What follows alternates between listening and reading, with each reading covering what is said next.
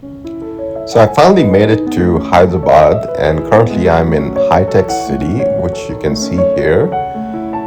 It's a pretty nice area with a lot of IT parks and IT companies, and some prominent American companies have based their offices here. It's well developed with the High Tech City metro that can get you from different parts of the city. We also have a pretty good collection here of teas, and you can see in the current room where I'm at, it's a pretty nice business hotel called the Meridian, and I'm based here for the next day or two, and will be working out of Hyderabad to accomplish my business goals. And it's a pretty nice hotel if you're in town, and I think it's well located in a area called Gachibowli, and there's a lot of nice things to do here.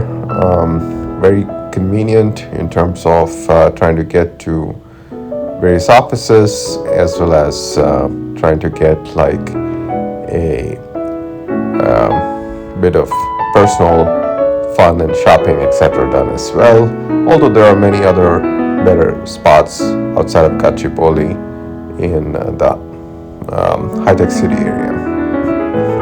So, nice hotel, beautiful bed, nice place to sit down and work, and one can actually see how this hotel has taken great care in trying to make sure that the ambient lighting, etc. is pretty good.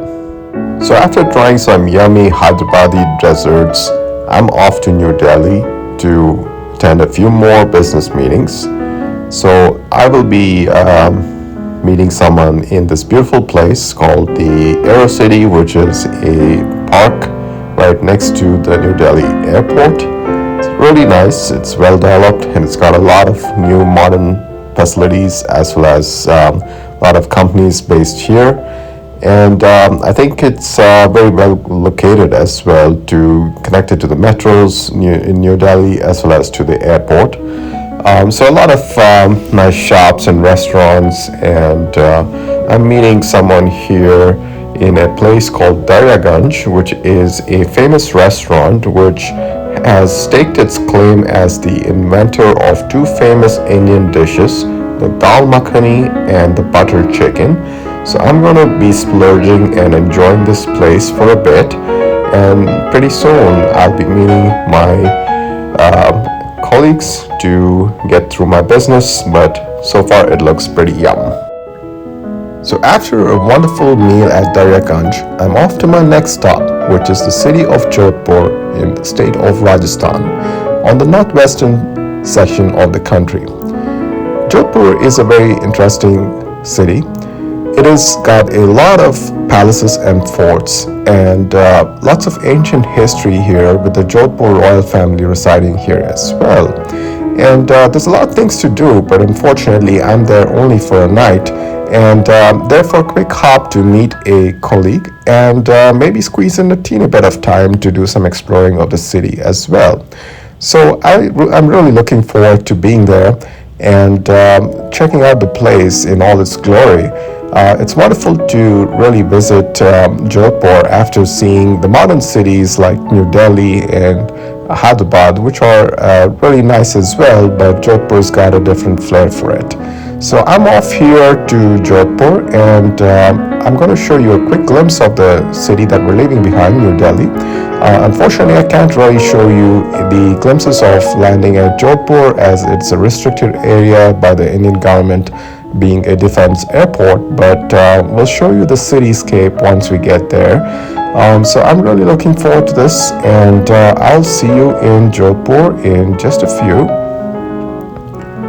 And here we are in the city of Jodhpur. I'm just about getting to my cab, and I'm off in this cab heading into the city. And as you can see, it's quite a contrast from the modern side of New Delhi that I just showed you, and we're really going through the streets of the city here, and it's got a lot of like small town feel, and a lot of interesting dimensions to it in terms of you can see kind of like the ancient history here. And speaking of ancient history, I decided to get a hotel called the Jodhpur, which is an interesting heritage hotel here in Jodhpur. And it's got a really nice place. So you can see I got myself a really nice room. And we got all the great amenities like the coffees and the nuts and things like that. But you gotta check out this room. It's really royal, and it's got a wonderful bed and full size, a full size couch as well, so that you can lounge and relax. And look at this, a really huge bathroom and a wonderful full size tub. Yes, you heard that right. That's a wonderful massage and full size tub place so that you can relax and enjoy and be ready for whatever you're in the city for tourism or for business like me. And this has got to be the highlight of this place, where you've got a private courtyard all to yourself. You can actually hang out here and just lounge in the chairs and grab yourself a cup of tea, which they have plenty of choices for as well, and just relax and enjoy the view, the sunrise, the sunset, and just enjoy the courtyard from all the glory that it has. And check this out. The fort, Maharanga Fort, is actually right in the background, and you can see that it's right there, and you can get a glimpse right from your courtyard. And then I'm going to show you some more of the Jodhpur courtyard as well. So this is the dining place called the Baradari, which we're going to be here later tonight for our business meeting. And this is where you can actually order a custom meal for yourself, and the staff here seems to be pretty nice. So this is the restaurant area of the hotel, and I'm going to show you a little bit more glimpses of the hotel grounds here as well. So this used to be what they call as a haveli, which is like a mansion of the ancient world, and this used to be someone's house. Can you imagine that? And they've got a wonderful setup here with the ability to really just grab your dinner and maybe walk around and sit in any parts of this haveli and enjoy a quiet meal for yourself. And maybe if you're here with a significant other, it's a really nice romantic place as well. So a lot of things to explore here. I'm going to show you one at a time. So we'll go through the doors here. So you can see the beauty of this place. It's really in its original form, and you can head up the stairs, and you can see that all of this is really made of stone, and it's still preserved in its original form, so nothing really has changed. Maybe a little touch up here and there, but this is the rooftop view, and pretty nice. And this has got to be awesome here. Check this out. You can actually sit down here and have a private meeting, have a private dinner, whatever suits your taste and needs. This is an amazing little corner, cozy corner, and you can do whatever you would prefer there. I'm going to be now heading out into the market area, and you can see a beautiful small town, the bazaar, and I'm going to be trying to find an Uber ride for myself to go find my friend and my colleague. And in the meantime, I'm going to be just checking out the sunset and the beautiful views of the fort once again. I'm supposed to be meeting the Uber driver here at this clock tower, or the Ghantaghar as it's called in the local language, as I later learned.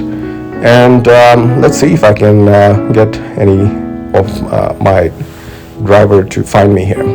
So we finally had dinner at this beautiful place, and I had a wonderful time. And now I'm off to Bangalore. But before that, I have a quick stop at the Untitled Palace, which is on the magnificent area in the Jodhpur city.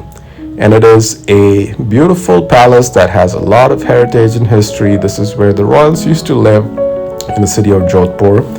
And right now it is a mix of a museum, a five-star hotel, which honestly is exorbitantly expensive, but probably worthwhile. And it's got a fantastic view of the city from here. And you can also explore the Umaid Bhavan on your own by getting the museum ticket and getting in through the museum entrance.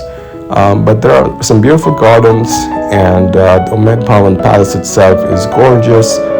Lots of things to really check out here, so plan for maybe half a day if you're here to check out the Umaid Palace, Umaid Bhavan in its entire glory. So a lot of great options here to really check out. I think I'm going to be spending a little bit of time here just checking out the interiors, but for the most part I'm going to be heading out to Bangalore.